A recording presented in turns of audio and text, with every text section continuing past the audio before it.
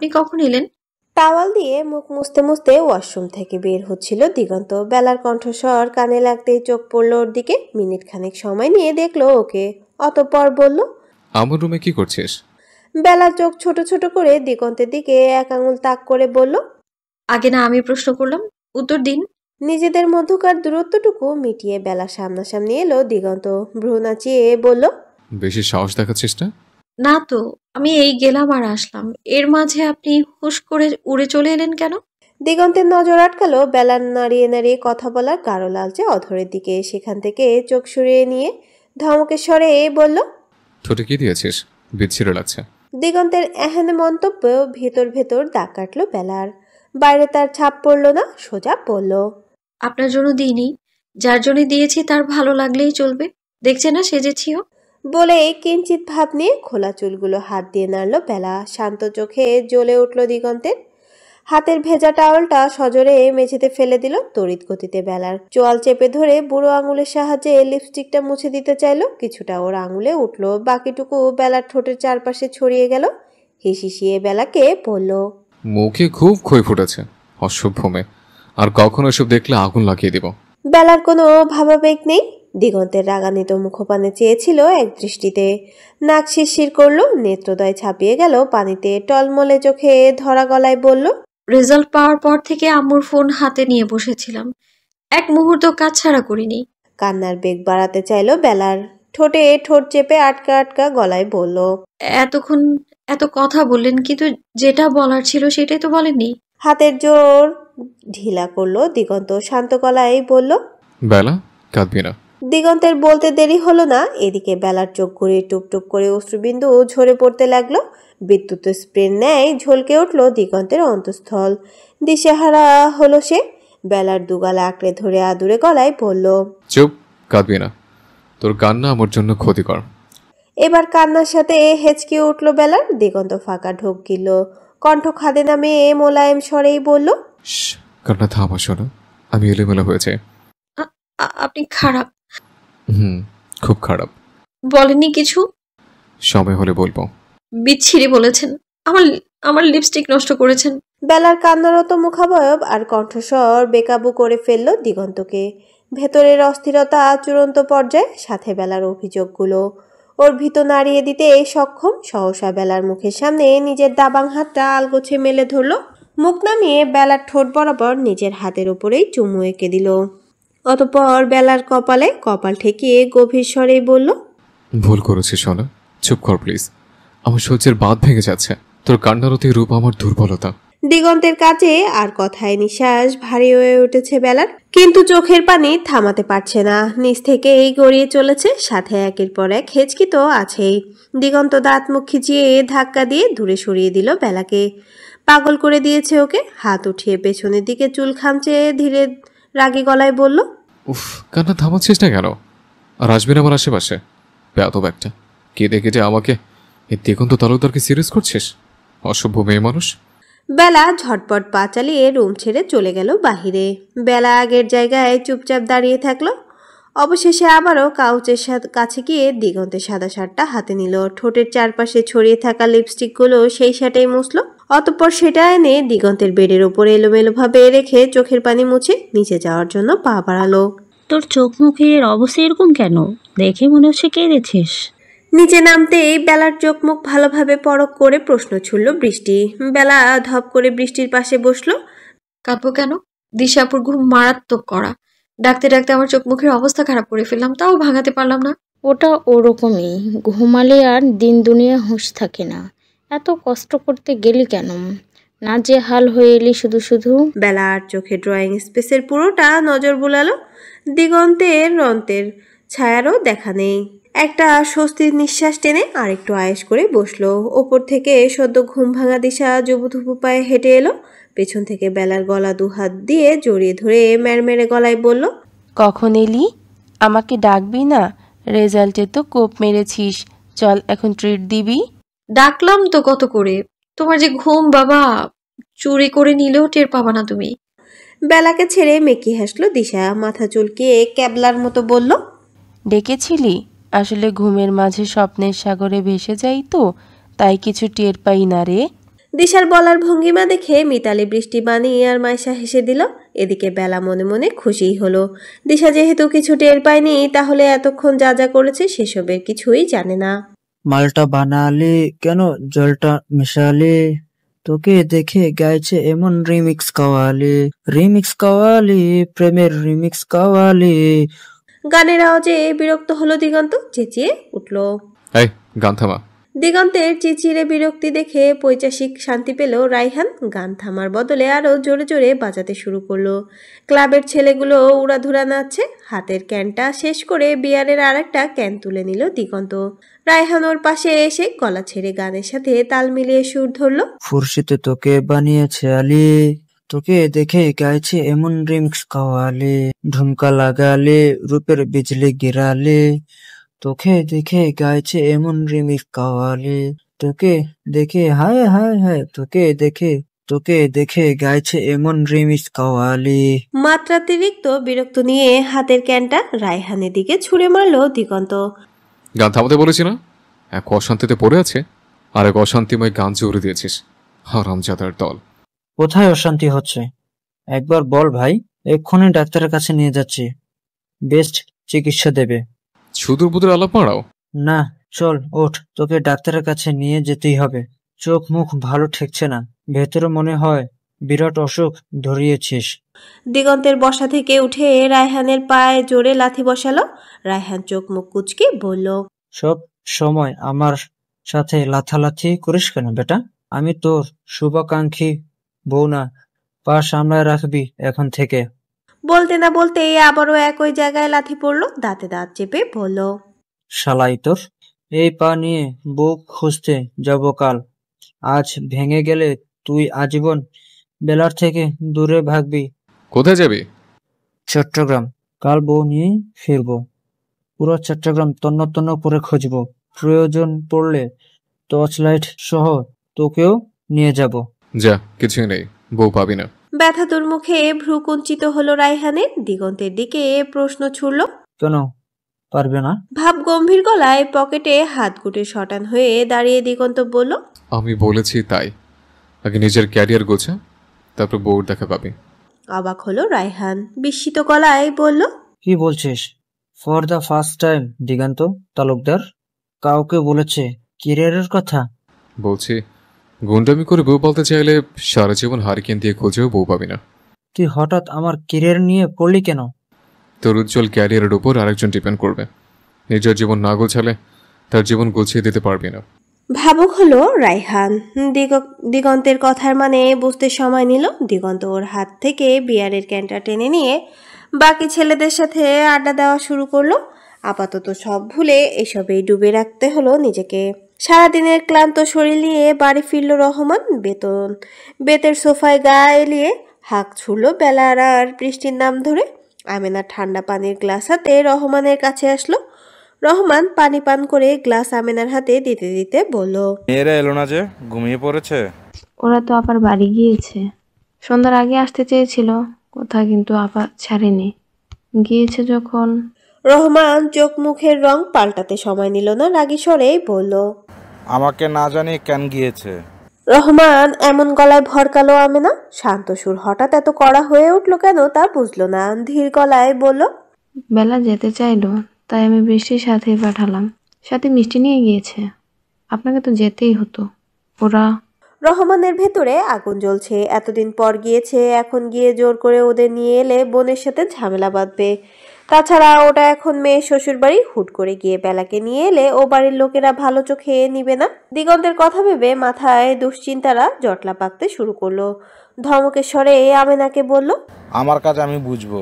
আর কখনো যদি দেখেছি আমাকে না বলে বেলা ও বাড়ি গিয়েছে, তাহলে তোমার কপালে শনি আছে। মেয়ে যতদিন বাড়িতে আছে ততদিন ওর খেয়াল রাখো ঠিকভাবে।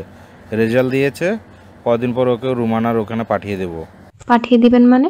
কি বলছেন? বেলা রংপুর ক্যান্টনমেন্টে পড়বে।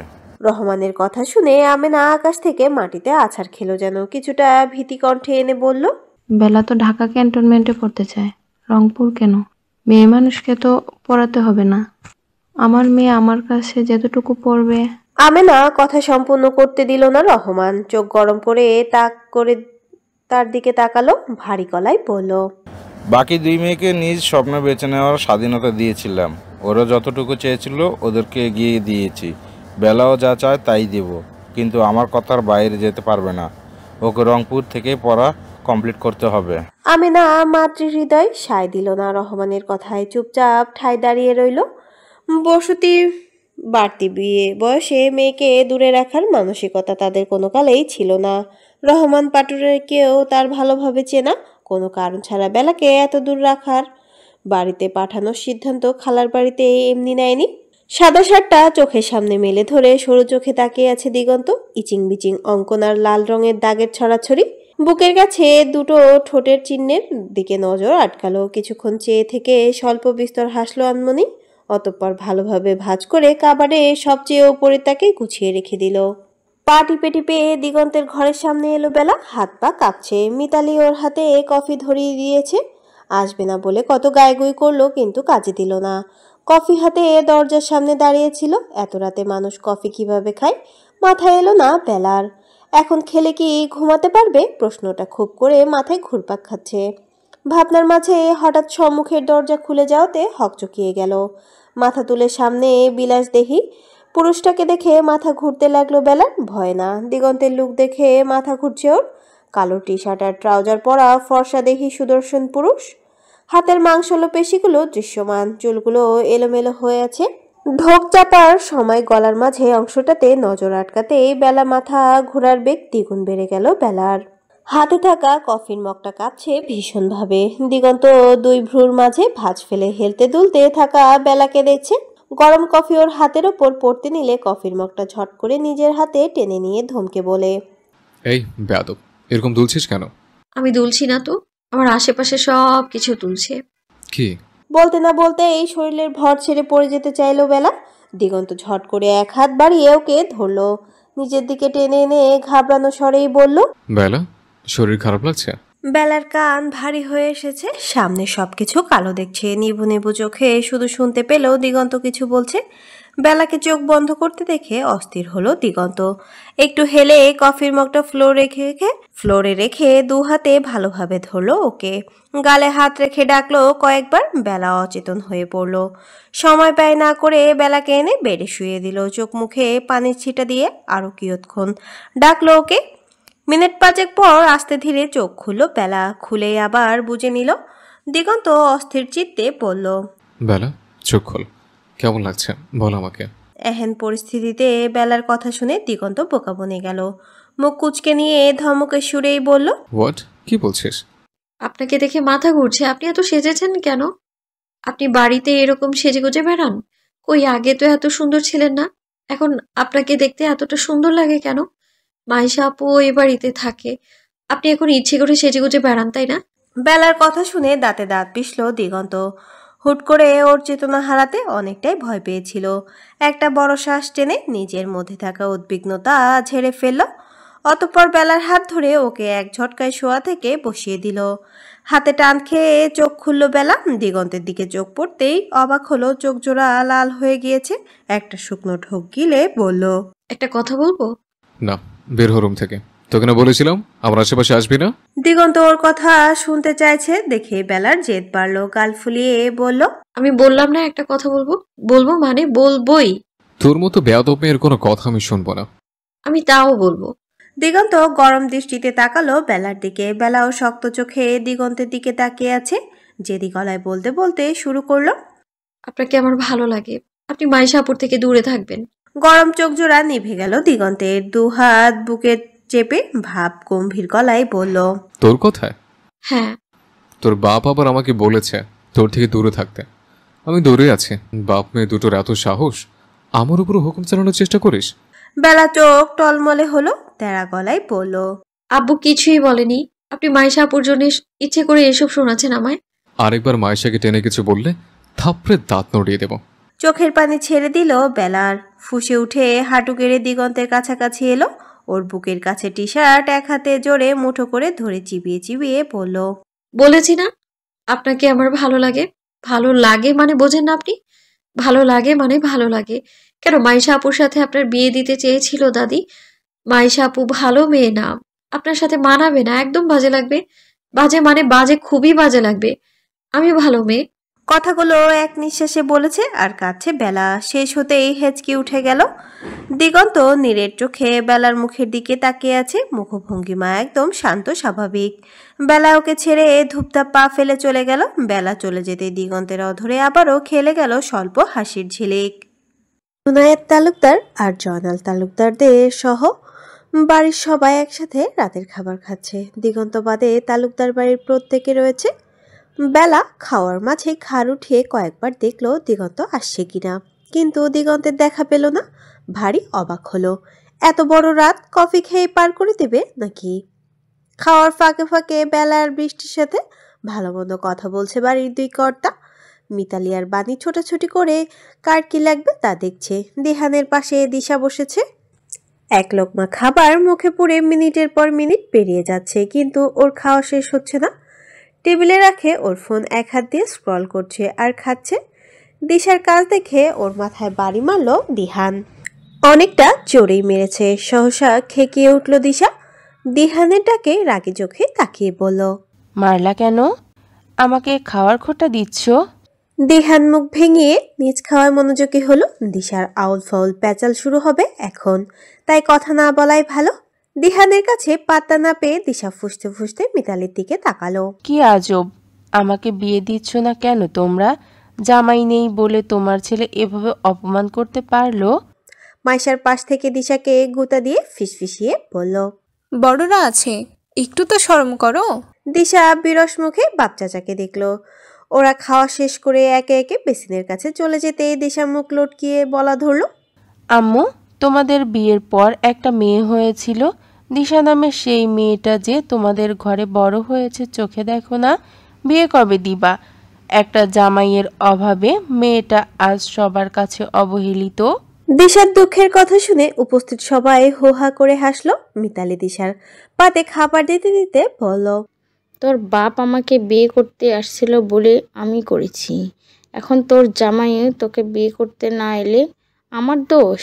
মিতালির কথা শেষ হতে না হতেই আরেক দফা হাসির রোল পড়লো সেখানে। দিশার মুখ চুপসে গিয়েছে। ফটর ফটর করে সবার সাথে কথায় জিততে পারলেও মায়ের সাথে কোনোদিনও পারে না। কি সুন্দর অপমানটা করলো দিশাকে। এখন কি চলে যাবে? দৌড়াত তো থাকলাম, আজ এ বাড়িতেই থাকবো। ছেলেটার দিকে একটু নজর দিলেও পারো, বয়স তো কম হলো না ওর। ছেলে বিয়ে দেওয়ার বয়সে নিজেই বিয়ে করে বসে আছো। ছোট্ট ভাইয়ের সূক্ষ্ম খোঁজাটা আজ করতে পারলো জুনায়েদ। পাল্টা জবাব দিল, পুরুষের বিয়ের বয়স হয় না, আর আমি একসাথে দুই সংসার সামলানোর সামর্থ্য রাখি। যেখানে আমার সমস্যা নেই সেখানে অন্য কারোর সমস্যাকে গুণে দেখি না আমি। ভাইয়ের এই দম্ভ সহ্য হয় না জয়নালের। কিছুটা রুচিহীন ভাব নিয়েই বলল, যাকগে, তোমার আর তোমার ছেলের ব্যাপার, এসবে আমি যেতে চাই না। তবে নিজের সুখ শান্তি খোঁজার মাঝে ছেলের দিকে একটু খেয়াল রাখতে পারলে একটু সুন্দর জীবন তিক্ততায় ভরিয়ে দিয়ে কিভাবে যে এত দম্ভ নিয়ে কথা বলো বুঝি না। বলেই নিজ রুমের দিকে অগ্রসর হলো জয়নাল। জুনায়েদ চোখ মুখ শক্ত করে নিয়েছে ওর কথায়। দিশার রুমে ভারী জলসা চলছে। বড়রা সবাই শুয়ে পড়েছে। দিশা, মাইশা, বেলা, বৃষ্টি আর বাণীর অবস্থা এখন এক রুমে। দিহান দু একবার ছুকছুক করে উকি দিয়ে গিয়েছে বাণীকে নিয়ে যাওয়ার জন্য, কিন্তু মেয়ে পার্টি ভাগিয়ে দিয়েছে ওকে। লজ্জা লজ্জা ভেঙে আর বেশি জোর করতে পারেনি ভদ্র দিহান। কাচুমাচু করে রুমে চলে গিয়েছে। রুমের দরজা বন্ধ, ফ্যানের স্পিড সর্বোচ্চ। উজ্জ্বল আলো নিভিয়ে হালকা রঙের আলো জ্বলছে রুমময়। বিছানার ওপর ফোনে হাই ভলিউমে গান বাজছে। মাঝখানে পাঁচ রমণী যে যার মতো এলোমেলো নাচছে। বানি আর মাইশা একটু নেচে হাঁপিয়ে উঠেছে। দুজনেই বেডে এসে হাঁপানি রোগীর ন্যায় হাঁপাচ্ছে। কিছুক্ষণ পর বৃষ্টিও ওদের সাথে যোগ দিল, কিন্তু বেলা আর দিশার থামার নাম নেই। দুই পাগলের ঈদ লেগেছে যেন। হাসছে, গাইছে আর লাফালাফি করছে। ক্লান্তি ওদের ছুতেই পারেনি বোধ হয়।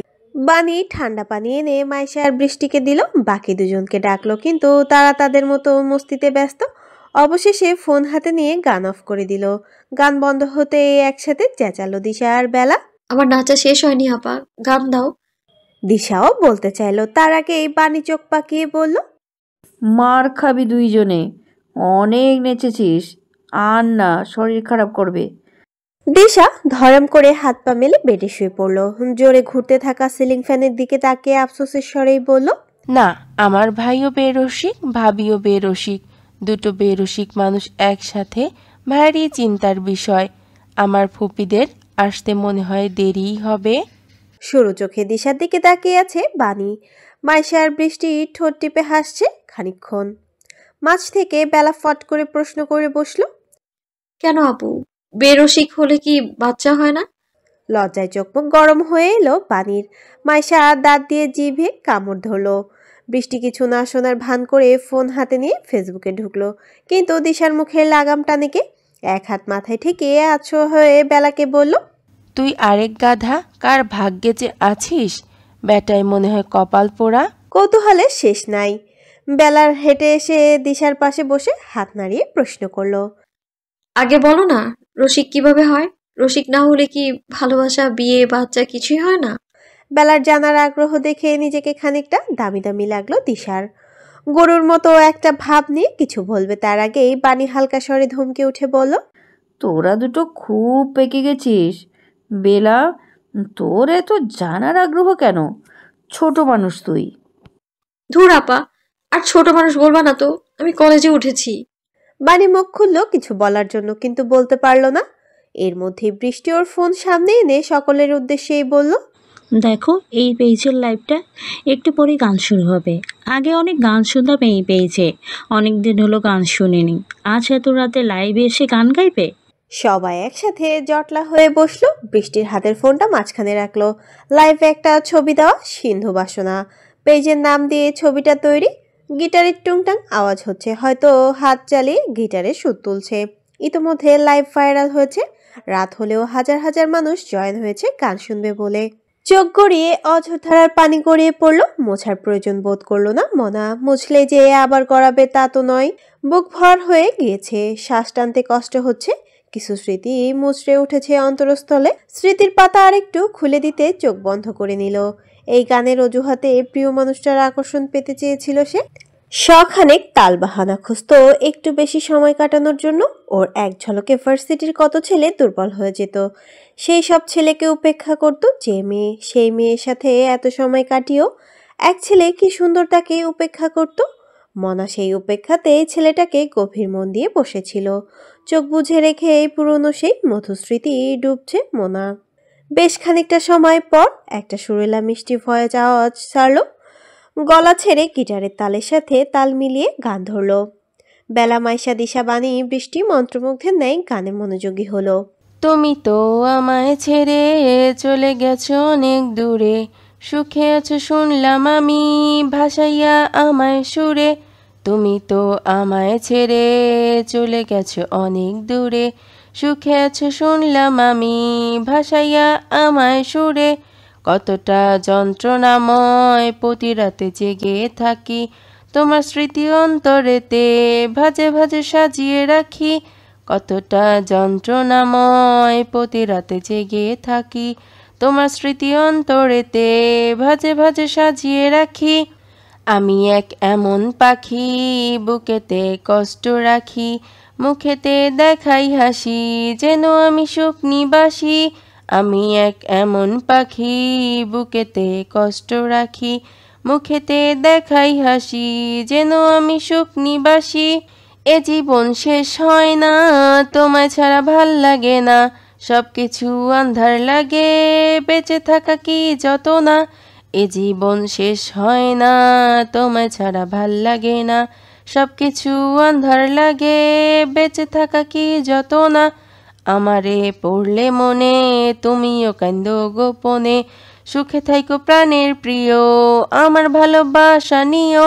আমি এক এমন পাখি, বুকেতে কষ্ট রাখি, মুখেতে দেখাই হাসি, যেন আমি সুখ নিবাসী। আমি এক এমন পাখি, বুকেতে কষ্ট রাখি, মুখেতে দেখাই হাসি, যেন আমি সুখ নিবাসী। গানের মাঝপথে এসে লাইভটা পেয়েছে রায়হান। শুয়ে পড়েছিল ঘুমাবে বলে। ঘুমের আগে কাজের নাম্বারটা খোঁজার উদ্দেশ্যে আরেকবার ফোন হাতে নেওয়ায় বিরাট ভুল হলো। লাইভের সামনে আসতেই গানের কয়েকটা লাইন শুনে শক্ত হয়ে থাকা চোয়ালে তাচ্ছিল্য ভরে হাসলো। কমেন্ট সেকশনে গিয়ে টাইপ করলো, অন্যকে কষ্ট দিয়ে হলেও সুখ খুঁজে নিয়েছিস, অকৃতজ্ঞ স্বার্থলোভী। এত এত কমেন্টের ভিড়ে রায়হানের সেই কমেন্ট নজর এড়ালো না মনার। গলার কাছে কান্নাগুলো দলা পাকিয়ে আছে। লাইফ শেষ করে অবশ হয়ে থাকা শরীরটা টেনে বিছানায় নিয়ে গেল। মাঝ বরাবর হাত পা মেলে ঘুমিয়ে থাকা মেয়েকে টেনে এনে বুকের মাঝে নিল। ঘুমন্ত মেয়েকে চাপটে জড়িয়ে ধরে বাঁধ ভাঙা কান্নায় ভেসে গেল। প্রত্যাশার ছোট্ট শরীরটা ঘুমের মাঝে নড়চড়ে উঠল। পরক্ষণেই আবার গভীর ঘুমে তলিয়ে গেল। মেয়ের নড়চড় টের পেয়ে দুঠোঁট চেপে কান্নার বেগ থামানোর ব্যর্থ প্রয়াস চালালো মনা। কিন্তু কান্নাগুলো ভেতর থেকে ছিঁড়ে ফুঁড়ে বেরিয়ে আসছে আপন গতিতে। মনের ভেতর গোমড়াচ্ছে, ফুপিয়ে ফুপিয়ে কাঁদছে সে। রক্তলাল চোখে ফোনের দিকে তাকিয়েছিল দিগন্ত। গানের মাঝপথে ফোনটা সজোরে আছাড় মেরে ফেলে দিল। রাগে ক্ষোভে সমস্ত শরীর থরথরিয়ে কাঁপছে। দাঁত মুখ খিচিয়ে মেঝেতে পড়ে থাকা ফোনের ওপর জোরে জোরে পদাঘাত করলো। গুঁড়ো গুঁড়ো হয়েছে ফোন, তাও শান্তি মিলছে না ভিতরে। এই আওয়াজ শুনে ভেতরে থেকে ঘৃণা উগলে বের হয়। পেজটা সেদিনই ব্লক করে দিয়েছিল, কিন্তু লিস্টের অনেকেই লাইভ শেয়ার দিয়েছে। ফোন চালানোর মাঝে হুট করে একজনের শেয়ারকৃত লাইভটা চলে আসায় বিশ্রী সেই সুর আবারও দিগন্তের কানে বিষ ঢেলে দিল। বেডে বসে হাঁটুতে দুহাত ভর রেখে ঠেস দিয়ে বসলো। পা জোড়া নড়ছে অনবরত, চোখ লাল হয়ে গিয়েছে। শক্ত মুঠো করা হাত কাঁপছে ভীষণভাবে। রাগের বশে হিতাহিত জ্ঞান শূন্য হয়ে পড়েছে। হাতের রগগুলো ফুলে ফেপে উঠেছে।